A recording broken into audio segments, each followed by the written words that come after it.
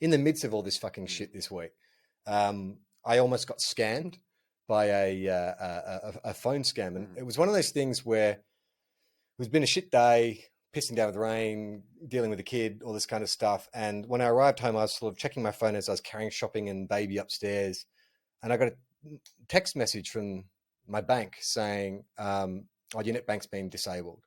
And I had been changing some stuff around on my net bank and doing some online stuff, which in a split second when my mind's elsewhere, I was like, oh, okay, that makes sense. I probably just need it. So I hit this link. And then I, put Iona down, and then it was saying that I needed to log in and blah, blah, blah. And I was about to do it. I just was not thinking. And so I started and then I, I looked at the URL, because when I clicked the link, it took me to a Safari page on my phone. And it was Combank, but bank was spelled BANKK. So I was like, shit, I hit the link. And so I call the bank, they call their fraud department or whatever it is. And firstly, there must be a lot of frauds going on right now, because when you go on NetBank and you check out fraud, they give you a list of the latest frauds, and it's so long. Like there's literally 40, frauds currently active that you should look out for, like specific messages and emails and text messages and all this kind of stuff. So anyway, while I'm on hold, I keep getting, and the other thing too is the text came from the Commonwealth Bank. Like that's why I thought it must be real, because the previous messages in that thread were all legit ones from the Commonwealth Bank. So it was really well disguised. But then I start getting sent these prompts on my phone, text messages. You know how you get sent a net code? So it's like, log in with this net code. And I'm like, fuck. And it kept and I was getting freaked out, because it was like every 5 minutes, it'd send me another prompt. Hey, dude, just log in. Just log in. And so I'm sweating going, is this like just fucking log in there. Yeah, that was really... But it was like, is this like a bot, or is this someone actually kind of, in Russia or somewhere, maybe not Russia, but, somewhere, like some hacker trying to get my bank details. So the guy came on, and the thing was, because my brain had been so occupied with other things, I couldn't entirely remember how far through the scam I had gotten. I knew I'd clicked the link, but had I put in my client number, because I also remember I was like, that's weird that it hasn't taken my app, and I opened my app, and then I was like, I got confused between, was I using the app or was I using this dummy website that the scammers had set up?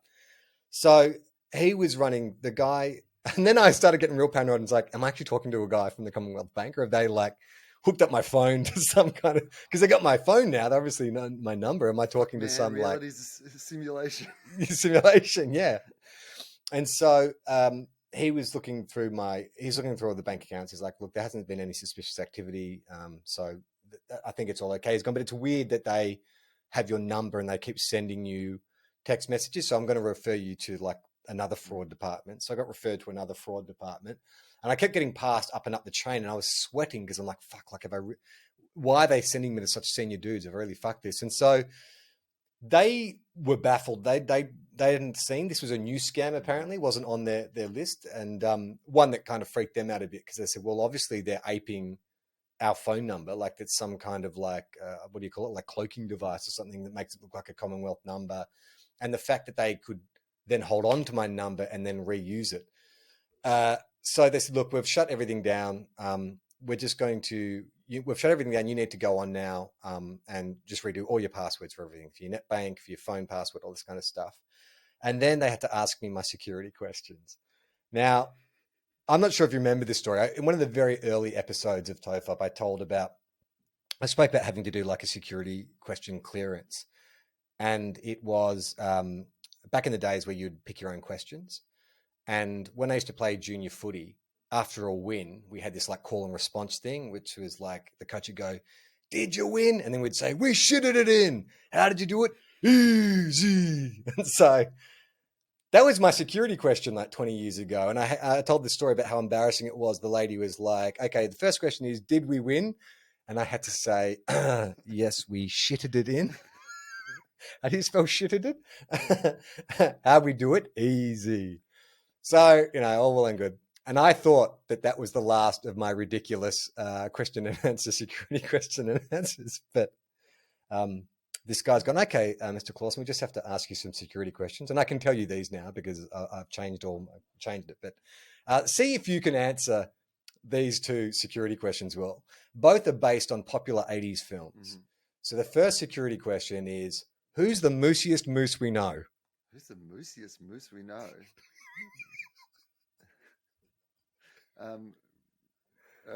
Bullwinkle?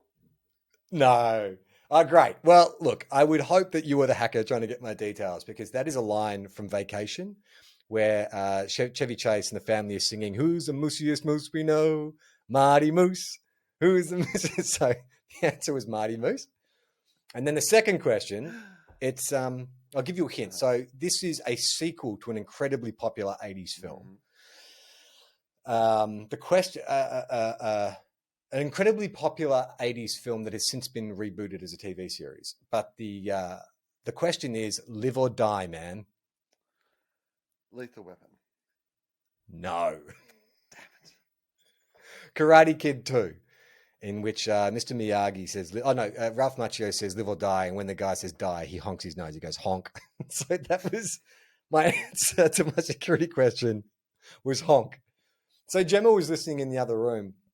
So I got off the phone with this guy and she's like, wasn't you worried about a scam? She's gone, why were you saying honk to the guy on the telephone? I'm like, because I'm a fucking idiot. And so now, like, I think maybe I'm not the only one. Here's what I would say, though, is this is one of those times where they're glad that they record these calls for quality assessment, because you definitely are making some sort of mixtape at the Commonwealth Bank for the end of the year. Yeah, Christmas party. For training. They're like, when they're training, like, people how to deal with, like, the weird requests that you're going to get or the weird things you're going to have to deal with. They're going to play that. They're going to be like, it's actually the guy from Home and Away. You're going to love this, guys. So now, because when you go on, they actually give you preset questions. There's like 30 questions you can choose from, like, what was your primary school, or where's your favorite holiday destination, or whatever. But with those questions, are you, like, when you pick your answers to those, are you picking one that's just going to be easiest for you to remember? Or are you picking ones that are going to be hardest to guess for, like, a hacker? Like, what's your rationale with your security questions and answers? Easiest for me to remember, but not things that people would know about me from. So I have, I think, a smaller list, and probably you as well from doing this podcast, but me from, obviously, having written bloody columns and, like, been on the radio, and there's a lot of info about you out there. So much information about me, like, where I grew up, it'd be so easy to find out, like, the road that I grew up on from a series of jokes that I did about the name of the road that I grew up on, like where I was born, like what my mother's maiden name was, any of those sort of things, names of your first pets, all those sort of things have been stuff that I have talked about. So I normally have to go a bit deep on there. I'm like the pitcher, and the catcher keeps, like, going, send this pitch down. I want to see the curveball, and I'm just shaking it off. Can't answer that one either, mate. You're going to have to go lower on your list. What else you got?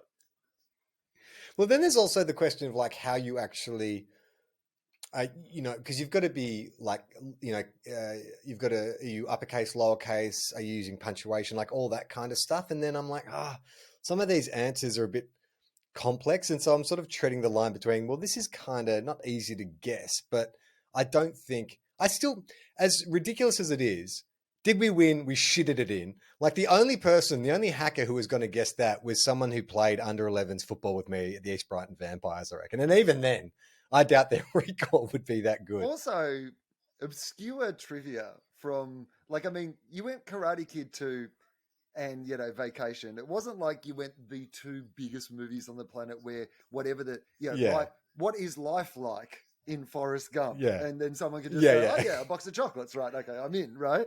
Like, go ahead, make my blank. Bed? Well, that was the Is point. I went obscure. I didn't get in. I thought it was bed.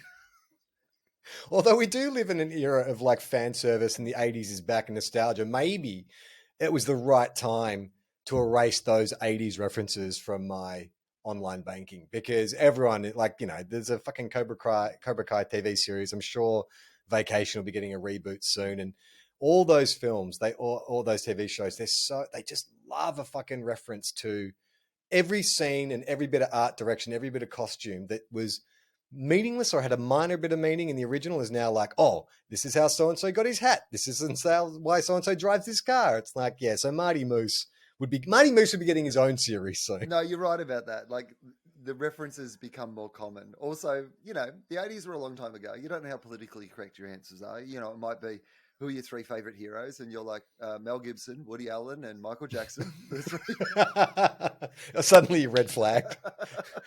To see the full video, join our Patreon. Patreon.com/TOFOP.